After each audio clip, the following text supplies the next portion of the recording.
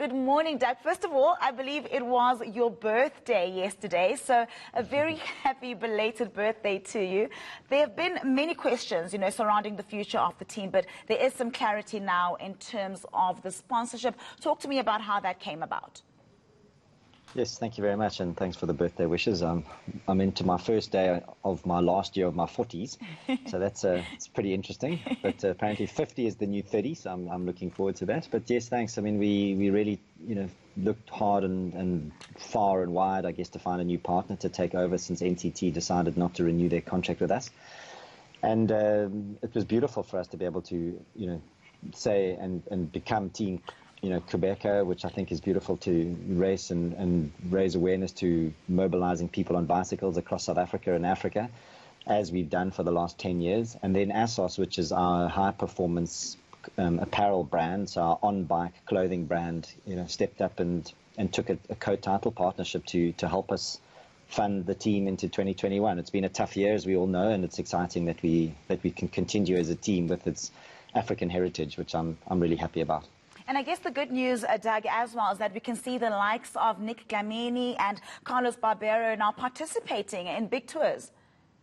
Yes, we've got some amazing riders. I mean, sadly, a lot of our riders left because they found other contracts, and we took some time before we could say that we were secure for 2021. But, we've kept a lot of the good riders, and it's fantastic that Nicholas Dlamini will be a part of our team going forwards. He is someone that we built this team for, individuals that came from very little and, went through the ranks from, community in South Africa and then is now racing at the highest level in world cycling.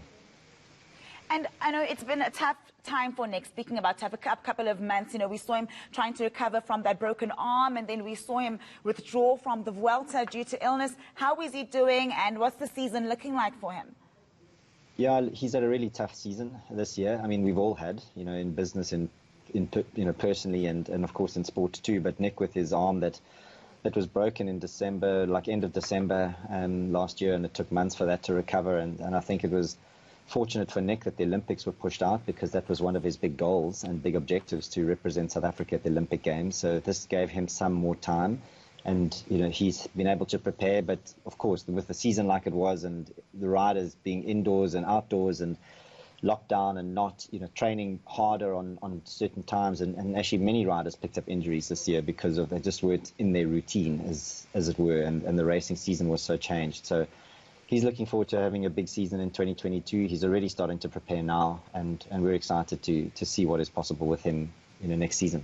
Yeah, and Carlos is still relatively new to the team, but I mean, we've seen him get off to such a great start at the Saudi tour.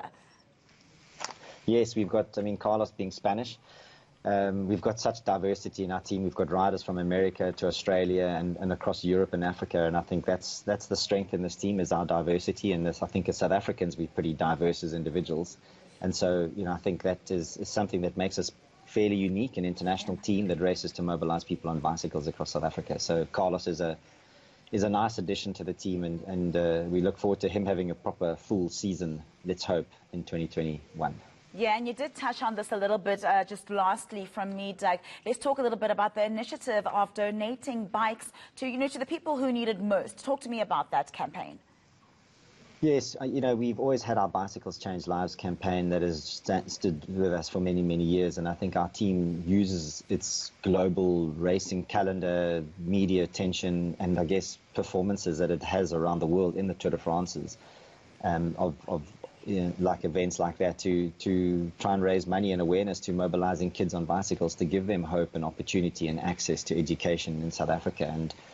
And it's been an incredible journey that we've had with Qhubeka. It's been an incredible journey that this team has had. Even the Tour de France adopted Qhubeka as the official charity of the Tour, which was beautiful. And to see that they donated 1,000 bicycles this year, or money for 1,000 bicycles, and those we call that Cam Hero, like a Heroes on Bikes campaign, where those kids and young teenagers, young adults, actually donated or carried food parcels to the elderly in the communities that weren't able to go and get food parcels during the pandemic. So this team has made a massive impact, and Qhubeka is critical to it, and I think our team's success is using our sport to do good.